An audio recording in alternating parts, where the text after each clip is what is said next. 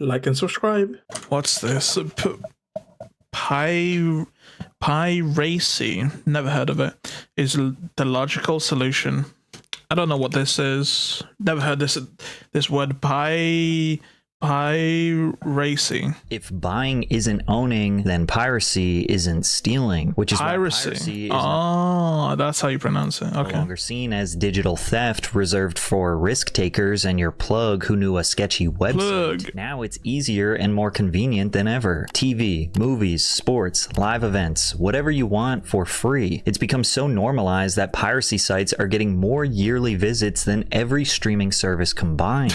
But this makes sense when you consider that every facet of the entertainment industry has been destroyed by corporations. Even if you're not a sports fan, you will relate to this struggle, because you need to see how insanely difficult it is just to watch a basketball game. I live in Oklahoma City, and I really wanted to follow the Thunder and the entire Western Conference a couple years ago, so I bought NBA League Pass for $110 for the season. Silly me for thinking that one streaming service would have every game. League Pass only lets you watch games that are out of market, which meant I couldn't actually watch the Thunder games because I live in Oklahoma City and those rights belong to the FanDuel Sports Network. And if the game was nationally televised, that was exclusively broadcast on ESPN or TNT, which meant I need— Bro, everyone's like, Monopoly is bad. Sure, most of the time, but when it comes to shit like this, bro, I don't want something fragmented like this, man. It's so bad. Needed a cable package or another app like Hulu Live or Sling just to catch the games literally happening in my city. As of right now, if you want to guarantee that you will be able to watch all of the NBA games in the US, it's like you set up like your whole thing for like a funeral for when you pass away, and then when it does happen, you do it the whole ceremony, and then they're like, well, time to incinerate. Wait, didn't it include the... No, that's... Burial is actually from a different package. He's not covered in this package. Like, what the fuck? What? when they are actually happening live. I paid for the full thing. I expected like the burial as well. Like, okay. You need to have ESPN, which requires you to have Hulu plus live TV or YouTube TV or Sling Orange TV or with an upgraded cable package. Then you need Peacock, which is $11 per month. Then you need Prime Video, which is $9 per month, and ABC, which would come with your basic local cable subscription. What? The cheapest way to guarantee every game would be $66 in subscriptions and whatever your basic cable costs these days, which is on average about $25. So roughly $91 per month just to watch basketball, the cheapest. Now, me personally, I would never pirate anything. That is— yeah, dude. I would never. This behavior I absolutely condemn, but I'm not surprised anyone who would do it when— I condemn this. Whatever pirating is, whatever he said. And all you got to do is go to one of the many widely available free websites, click the extremely clean and clear interface that says the exact game or event you are looking for, and just watch it for free. But honestly, we should have seen this terrible streaming client. Wait, is that allowed on YouTube? Wait, is he allowed to do that? I'm pretty sure this is against TOS showing, like, actually doing this stuff. I don't think you're allowed to show this. Climate coming from a mile away, because as they say, nothing good lasts forever. And to understand why piracy is so rampant today, we have to understand this detailed list of problems that— I don't even know what the word free means. What's free? It's where you get a product without paying. What do you mean, not paying? I can't comprehend this. Piracy solves. Netflix used to be $8 per month, and it had a deep catalog of some of the most popular shows ever made. The Office, Friends. Dude, monopolies are shit. They are. But like, if there were one subscription stuff that you could watch everything Disney, like live show, dude, that would be amazing. But obviously the market won't let that, because how are you gonna split like someone paying $8 for all of these fucking shit? There's no way. Breaking Bad, Dexter, Family Guy, American Horror Story. You know what I want? I want eventually for one of these companies. I know that Amazon does it, but one of these companies to purchase full rights to a TV show, to movies, and then after a certain while, they ship it out to the free accounts. They can have like free accounts that would have like adverts played on them. Maybe like a couple of years after the release or something like that, they'll just have like a catalog of like free stuff that you can watch ad free. Dude, when one company starts doing that, all of them are going to start doing that to like drive in numbers. You just know, man. Pretty Little Liars, that'd be so good. Order, and even some Disney and Pixar titles. They had the Harry Potter films. They had Star Wars. They had classic movies like Shawshank Redemption. They had... Remember that? He said had. The Godfather, The Dark Knight. They even had Marvel titles before Disney Plus launched. It felt limitless, like the entire entertainment industry was in one app for the price of a fast food meal. Today, $8.99 gets you 9,000 shows you will never watch. And that's with ads. And if you don't want ads, no problem. That's $25 a month. Plus, that's crazy, man. That's crazy. Just having that. Sorry, you've been paying for this subscription, now we're adding ads. Like, what the fuck? The morsel of valuable IP decided to make their own app. So instead of one library, you get 10 half libraries, each charging you separately. HBO Max, $21 a month. Hulu and Disney Plus, $19 a month. Peacock, 19. 17. Apple TV. To be fair, I think I've only had Netflix at one time, Disney at one time, and Amazon at one time. And at that time, I used them well, actually. V Plus, Paramount Plus, Discovery Plus, Stars Play, BritBox, and niche ones like Shudder, Crunchyroll, Acorn TV all jumped into the fight, each charging $4 to $20 a month. I sometimes have this thought like, man, I wish I could just pay one price for all of the streaming services put together. And then I realize that's kind of what cable was. But streaming was supposed to be the solution to cable's outlandish prices and just became cable. And yet they are slowly turning into the very thing they sought to destroy. Check out this old resident. They never sought to destroy. What do you mean? No. They were gonna milk this for what it was. Cable service price sheet from 1993. Just your basic news and weather channels was the same cost as Netflix when they first launched. Adding just 2 or 3 premium channels like the Disney Channel takes the price from $8 to $20 to $27 per month. This is actually insanely expensive for the 90s, especially when you consider that you did not get to choose what content to watch or when you could watch it. And of course, you still had commercials. Streaming solved all of these problems, but in 2025, almost all of these problems are back. I recently wanted to watch The Founder after doing research for my great movie. Not gonna lie, I did not hate the Michael Keaton's like character enough. I think because he was so charismatic, but I think that was the point of it. Because like throughout the whole movie, I was like, this guy's an asshole. But then I was like, damn, he's. It's not that I want him to like fail or anything, but like fuck this guy. Fast food video. I have every one of these services in one app. It just installed my Netflix would not allow me to watch it since I pay for the cheapest version of Netflix that has ads. I was annoyed, but I thought maybe it had something to do with McDonald's having some sort of strict licensing issue that forced Netflix to lock it behind the premium tier. But it turns out there are 138 movies and TV series blocked on Netflix advertising tier. For $8 per month, you cannot watch Spider-Man, White Chicks, Boys in the Hood, or even the Garfield movie. Half the time, you don't even know whether something isn't available or not because of licensing contracts, region restrictions. Like, what are you paying for? What exactly are you paying for? That's so bad. It's a good thing I just don't watch TV shows and movies and stuff. I actually don't anymore. Started watching anime, I guess, but legally, obviously. Restrictions, or just because you're on the wrong subscription plan. The end result feels exactly like cable again, paying more money just to unlock what you. What is illegal? Is that legal being sick? Like, what does that mean? Thought you were already never heard of it. Thus making piracy the logical solution. You can go to these super cool websites that I never super cool. Okay, Patrick, relax, bud. Relax, man. But like, obviously, you shouldn't. I don't endorse this, man. But like, it's kind of crazy. This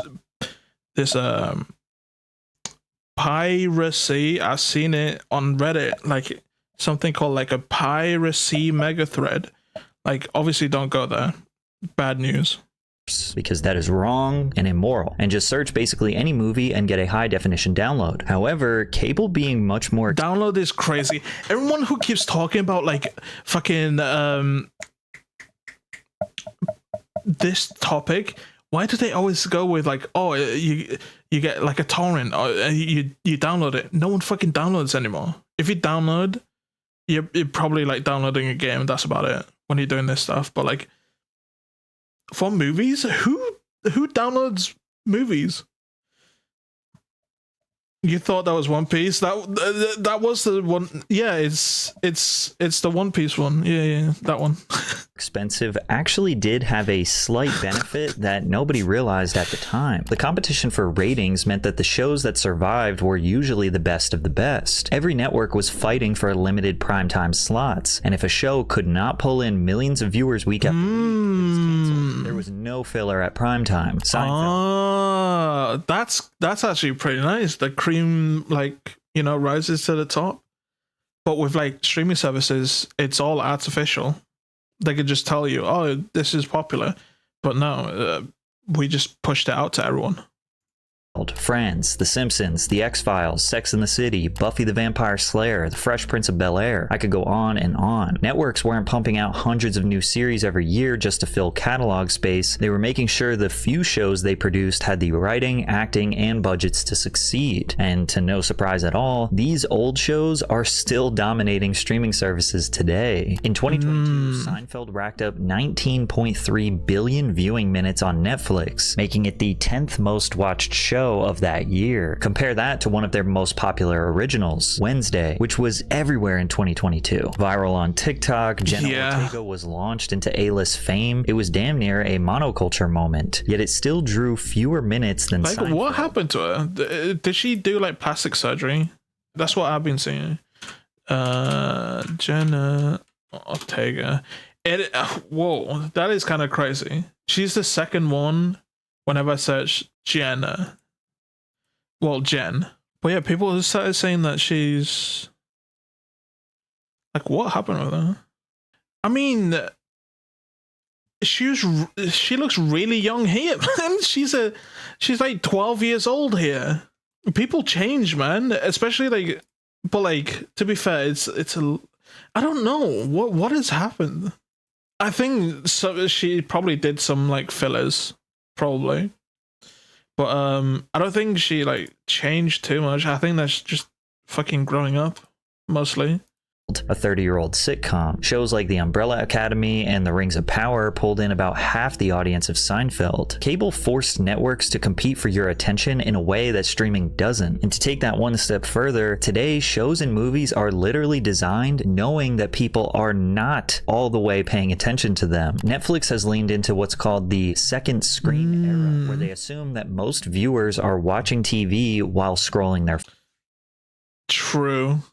Dude, I haven't had access to my phone for ages, and I'm realizing how much I actually don't. Because like I normally lay in bed and I have like a video playing on my computer, and I'm scrolling or playing a game on my phone. Dude, the amount of like concentration it actually takes for me to like watch the video that I have on. This is kind of different. I guess streaming is different because, like, I don't know, I'm in a different mindset. But like when I'm just trying to relax, yeah, it's noticeable. I'm like noticing it. Yeah. She went from soft face to Chad cheekbones. I think she's just fucking grew up. Those pictures were from probably when she started puberty, man. Obviously, she's gonna change. Phones, cooking, or doing laundry. I don't think she's 100% natural with that. Hollywood writer, director, and producer Justine Bateman said, "I've heard from showrunners who are given notes from the streamers that this isn't second screen enough," which begs the question, why would someone give all of their attention to something that is only designed to be consumed with half of their attention? According to reports, Netflix execs are urging screenwriters to have characters announce their actions out loud so that viewers can follow along without looking at the screen. Yo, that's kind of crazy. But like, I am one of those dirty people, man. I'm one of those second monitor dirty, disgusting people. Oh, but I'm down to one monitor though, so it's forcing me. And doing this streaming thing, sitting down and actually focusing on a video, dude, the amount of times I just have a video in the background at 2x speed and I'm like doing something else. Oh man.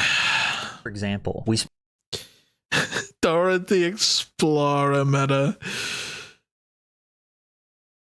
Yeah, I mean, it's anime shit, right? Anime does that. spent a day together, Lohan tells her lover James in Irish Wish. "I admit it was a beautiful day filled with dramatic vistas and romantic rain, but that doesn't give you the right to question my life choices. Tomorrow I'm marrying Paul Kennedy. Fine."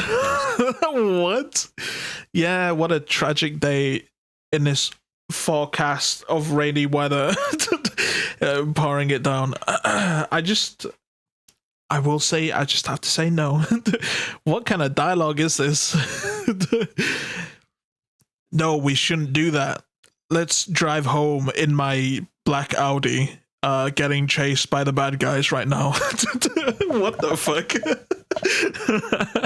Responds, "That will be the last you see of me because after this job is over, I'm off to Bolivia to photograph an endangered tree lizard." This kind of over-explaining feels completely unnatural, and real people don't talk like this. It makes what should feel cinematic like a boring audiobook. And look, I'm all for casual viewing. I know a ton of my audience casually watches my videos while doing other things, but also I make low-budget YouTube videos that are free to watch, not multi-million-dollar films behind a paywall. I don't know about you, but when I watch a movie, I like to pay attention. By training viewers to expect content that doesn't demand their full attention, Netflix is creating an audience that's even less likely to pay attention. And the less they pay attention, the less they care about quality. And as long as they feel just entertained enough, means they likely won't cancel their subscription. It's almost true.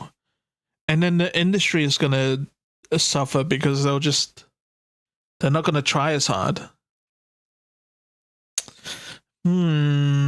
Intriguing. It's like they are conditioning the perfect audience who will barely pay attention to their content or their credit card bill so they can increase prices while lowering the quality for an audience who doesn't even notice. In the cable era, a show needed to be excellent to survive. Well, not forever actually. This started to die in the 2000s. Once cable became the dominant form of television in America, the few companies at the top could now take advantage of their market dominance. Cable prices climbed 40% in just 6 years, jumping from about $34 in 2000 to $47 in 2006. Meanwhile, inflation only rose 14.3% in that same period. Cable companies such as Comcast, Spectrum, Dish, DirecTV, and Cox started bundling networks into giant packages with hundreds, sometimes thousands of channels. If you wanted to watch ESPN, you were forced to also buy Lifetime, QVC, the Golf Channel, MTV3, and whatever else they decided to show. What? You weren't allowed to just pick the 5 or 6 channels that you actually watched. And now streaming companies are doing a similar tactic. They flood their platforms with new shows and movies you will never watch because adding volume creates the illusion of value, justifying their increasing price. Netflix alone released 589 new Netflix originals in 2024. I think I only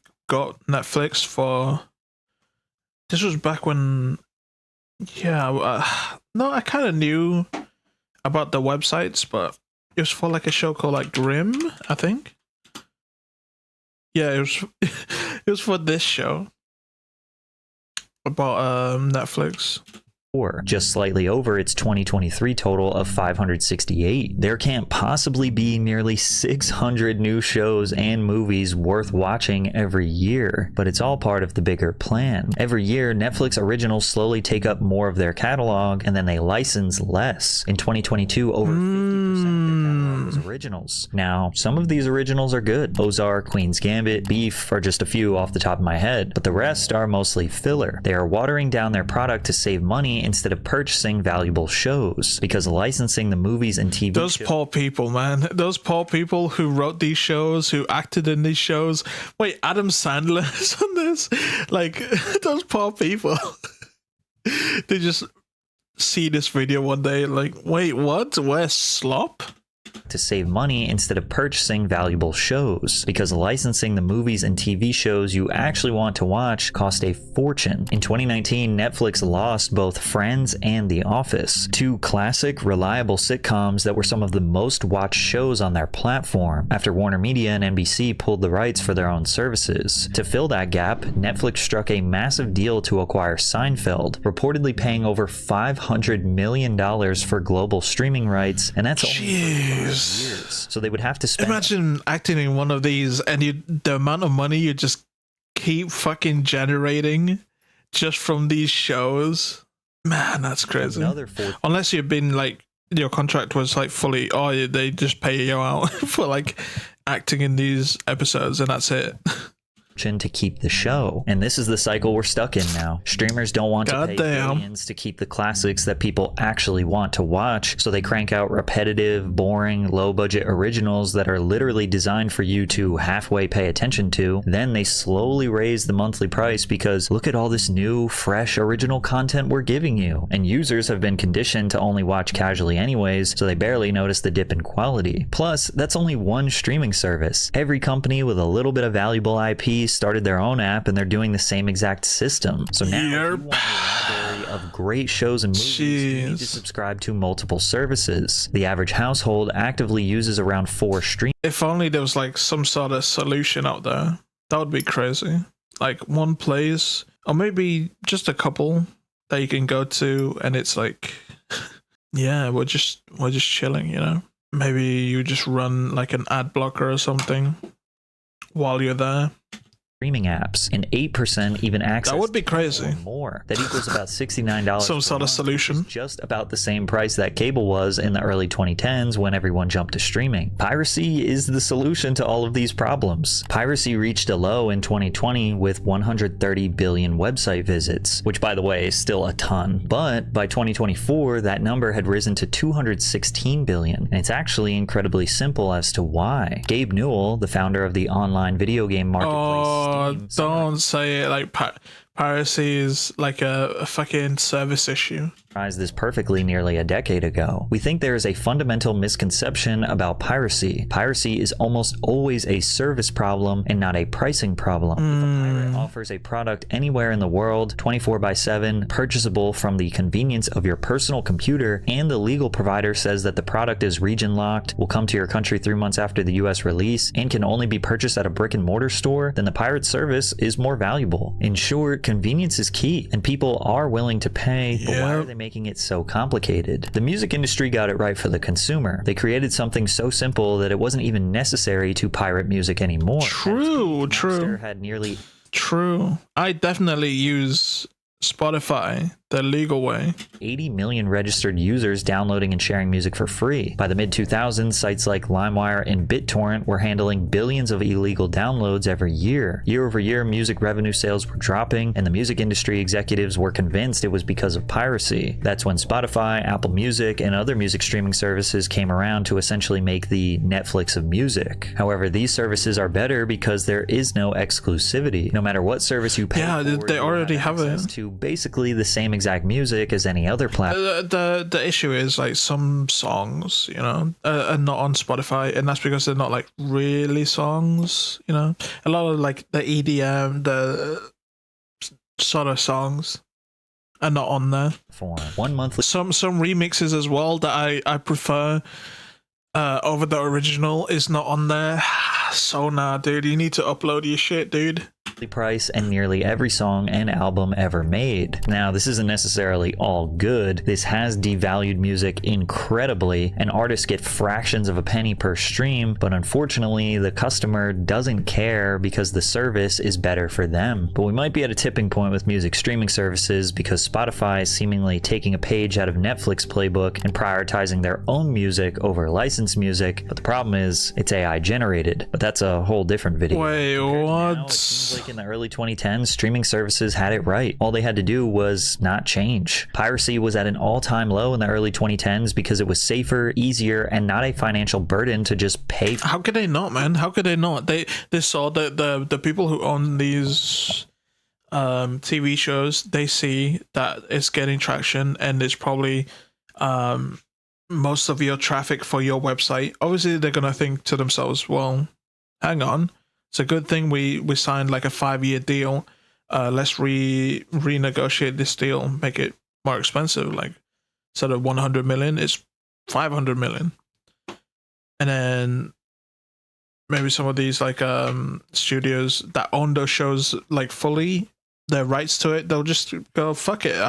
I'm not giving Netflix like a way to fucking monopolize this market. We'll just make our own. Of course it's going to change, man. Shitty, but you know, at least we have a solution out there somewhere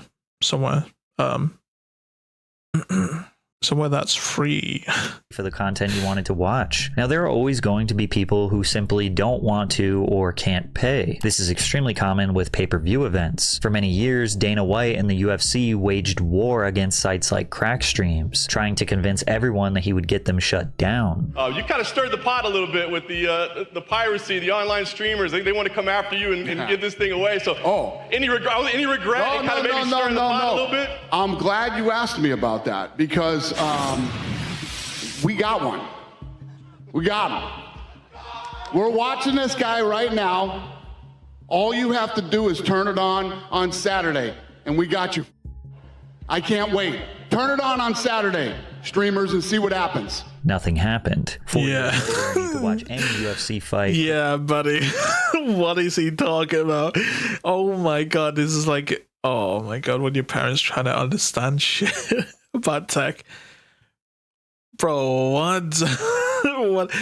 What the hell? Crystal clear HD on a handful of different free streaming sites. Dana eventually realized he was losing the battle with illegal pay-per-view streamers, and to everyone's surprise, he actually made a deal that benefits the consumer now. In 2026, all UFC events will air exclusively on Paramount networks in the United States. That means 13 marquee numbered events and 30 fight nights will air via Paramount Plus. For $13 per month, you can get all the UFC events and all of Paramount's content. Oh, that's cool. Free. This is actually a Who the hell is that? That's a Polynesian. get all the UFC events and all of Probably Maori, I think. No. Ooh, is that Samoan? Paramount's content ad-free. This is actually a monumental shift. For the first time ever, fans will have access to the fights at the lowest cost in history. But it's not all positive. Some suspect that this is the beginning of the UFC resorting to basically all the exact issues I have already raised with streaming services. Once the UFC moves fully to a streaming platform, they've got your money locked in, whether the card is stacked with superstars or filled with nobodies. That pressure to deliver massive must-see events disappears overnight, and honestly, that's already been happening in the past couple years. The storytelling is basically non-existent, cards are bloated with fighters nobody cares about, their upcoming talent pool is getting less impressive and exciting, but now the cost of 13 Yeah, they need another Conor McGregor, man. Someone to shake things up. key events is roughly the same price as one pay-per-view, so as long as you get one good card per year, it's technically worth the subscription. They quite literally just cheapened their product, so we should expect the quality to decrease even more. Also, fighters have traditionally been paid based on pay-per-view points, meaning if the card sold well, they got paid well. Once that model disappears, the UFC has to raise base pay for their top stars just to keep them happy. That makes those stars more expensive to book, so to save money, the UFC will inevitably have them fight less. Fewer high-profile matchups, more watered-down fight nights, and a whole lot of filler. Fans will pay less, but they also will get less. All of these companies across the entire entertainment industry, besides... I don't give a fuck, man. UFC is fun, sure, but I just watch a couple of clips here and there.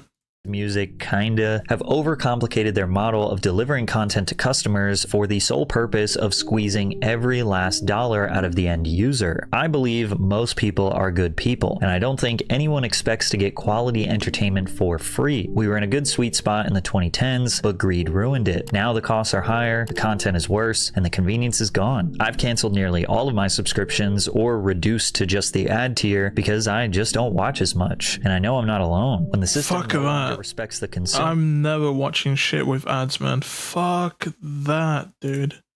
Even on YouTube, like even if it takes like a couple of seconds, this is like artificial of the video loading.